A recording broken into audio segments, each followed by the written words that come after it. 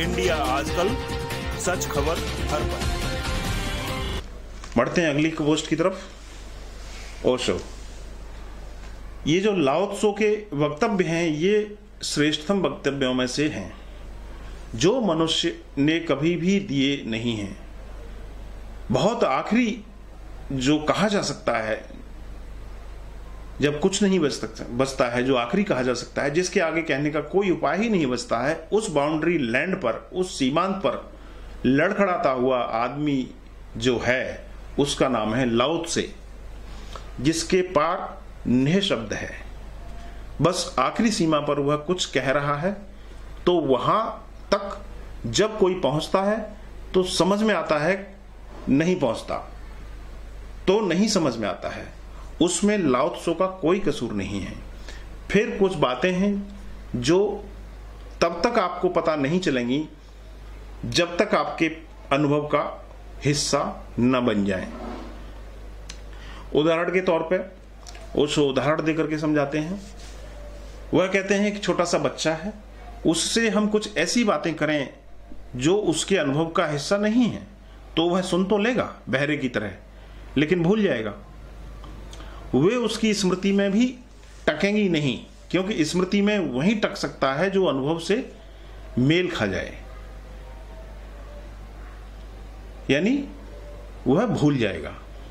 तो हमारा अनुभव भी तो कहीं पर मेल खाना चाहिए, तभी वह चीज आपके मस्तिष्क में बैठती है। अब लाओ त्से जो भी कहता है हमारा अनुभव कहीं से भी मेल नहीं खाता है, बस लाओ त्से की किताब बची है, यही क्या कम है। हमारे अनुभव में कहीं मेल नहीं खाती ये बातें। अब लाओ त्से कहता है कि बिना कुछ किए जो करने में समर्थ है वही ज्ञानी है। कितनी बड़ी उलटवासी है। बिना कुछ किए जो करने में समर्थ है वही ज्ञानी है।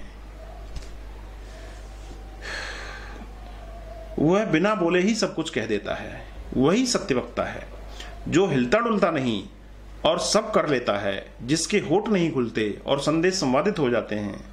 अब हमारे अनुभव में यह कहीं भी नहीं आता है। हम तो चिल्ला चिल्ला कर थक जाते हैं, फिर भी संदेश संवादित नहीं होता है। तो हम कैसे माने कि बिना बोले संवादित हो जाएगा। बोल बोल कर संवादित नहीं हो रहा है तो वही चीज, वही बात कहते हुए जिंदगी बीत जाती है और कोई संवाद स्थापित नहीं होता है। इतना इंतजाम करते हैं लेकिन कुछ भी इंतजाम कारगर नहीं हो पाता है। आखिर में भिखारी ही हम लोग मर जाते हैं।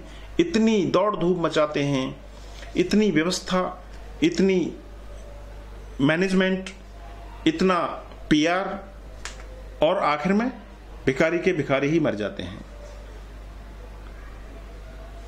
और लाओ त्सो कहता है मैनेज ही मत करो, व्यवस्था करो ही नहीं, बस मौजूद हो जाओ, व्यवस्था हो जाएगी। हम कहेंगे पागल हो, तुम्हारे साथ साथ पागल होने को राजी नहीं है, तो भाई फिर आपको लाओ त्सो की बात समझ में नहीं आएगी। लाओ त्सो के साथ तो जाने को जो लोग राजी होंगे वे ही हो सकते हैं जो हमारी तथागत मनुष्यता के पागलपन से भली भांति परिचित हो गए हैं, जो हमारे होने से इस बुरी तरह से विषाद से भर गए हैं, जो हमारे होने के ढंग को इतना व्यर्थ जान गए हैं, जिन्होंने देख लिया है भली भांति कि जिसको हम समझदारी कहते हैं वह सब हमारी नासमझी है, और जिन्होंने देख लिया कि जिसको हम बुद्धिमानी कहते हैं वह सिर्फ बुद्धूपन है, जिनको यह साफ साफ ख्याल में आ गया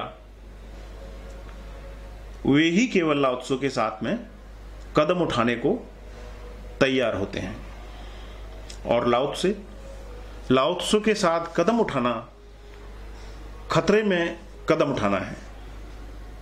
कबीरदास जी कहते हैं जो घर बार है आप न चले हमारे साथ, क्योंकि सुरक्षा का तो कोई आश्वासन लाओ त्सो नहीं देता है। लाओ त्सो तो ऐसी खतरनाक राह बताता है जहां आप खो जाएंगे, बचेंगे नहीं। और लाओ त्सो तो कहता है कि खोने का ही मार्ग है, मिट जाने की ही गैल है। अब उसके साथ जाने को वही राजी होगा जो यह पक्का समझ ले कि पाकर कुछ नहीं पाया तो खोकर देख लेते हैं। दौड़ दौड़ कर जब नहीं पाया तो अब खड़े होकर देख लेते हैं। और जब बुद्धिमानी से नहीं पाया, बुद्धिमानी लगा ली, नहीं मिला, तो अब पागल होकर भी देख लेते हैं, क्या फर्क पड़ता है। तो बहुत कम लोग हैं इस तरह का जो रिस्क उठाने के लिए तैयार होते हैं, उतना साहस कर पाते हैं।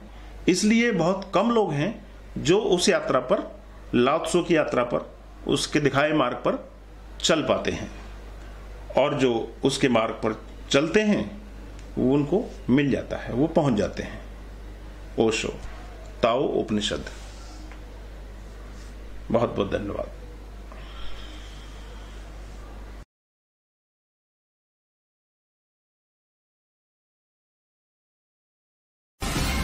इंडिया आजकल, सच खबर हर पल।